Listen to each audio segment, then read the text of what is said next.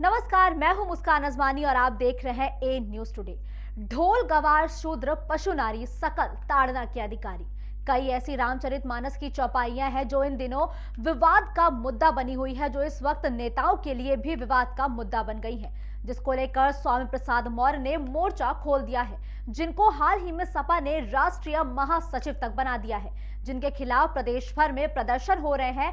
वहीं अब उनका एक ट्वीट भी सोशल मीडिया पर जमकर वायरल हुआ है, जिसमें अब वो खुद ही फंसते हुए दिखाई दे रहे हैं। नेताजी ने चुनाव जीतने के लिए जिस मुद्दे को निशाना बनाया, जिसको लेकर वो तमाम नेताओं को दोबारा पढ़ने तक की नसीहत देते हुए दिखाई दिए हैं, उनसे ही इतनी बड़ी भूल हो गई है कि उन्होंने रामचरितमानस को रामचरित्रमानस ही लिख दिया है। पूरा ट्वीट हम आपको दिखा रहे हैं, जिसमें आप खुद देख सकते हैं कि वही स्वामी प्रसाद मौर्य है जिन्होंने रामचरितमानस को रामचरित्रमानस तक बता दिया। ये वही नेता है जो देश को रामचरितमानस की चौपाइयों का अर्थ समझा रहे हैं, लेकिन अगर खुद ही उनसे इतनी बड़ी भूल होगी तो आखिर वो किस तरह से जनता को इस रामचरितमानस का अर्थ समझा पाएंगे? ये एक बेहद ही बड़ा सवाल है, जिनके बचाव में सपा सुप्रीमो अखिलेश यादव भी उतर आए कि उन्होंने खुद ही सीएम योगी आदित्यनाथ तक को रामचरितमानस को दोबारा पढ़ने की नसीहत दे डाली।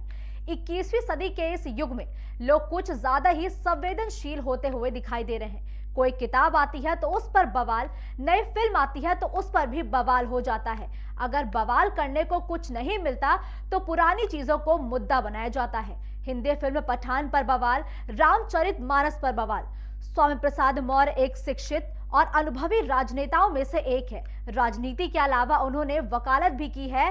वो 90 के दशक से सक्रिय राजनीति में है और उत्तर प्रदेश में कैबिनेट मंत्री के साथ प्रतिपक्ष के नेता भी रह चुके हैं।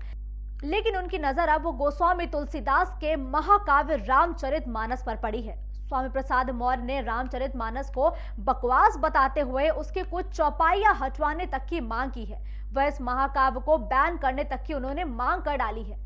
चुनाव में अभी 1 साल से ज्यादा का वक्त बचा है। जी हां, हम आपको बता रहे हैं लोकसभा चुनाव के बारे में, लेकिन नेताओं ने वोट बैंक को बांटने और काटने के लिए तैयारियां शुरू कर दी हैं। अगर राजनीति की बात करें तो शुरू से ही राजनीति की धुरी को धर्म बनाया गया है। न जाने देश में कितनी समस्याएं हैं, गरीबी है, महिलाओं की सुरक्षा का मुद्दा है। इन सभी मुद्दों के उलट आज के दौर में सभी पार्टियां धर्म के जरिए, धर्म के नाम पर बंटवारे के जरिए चुनाव जीतना चाहती हैं।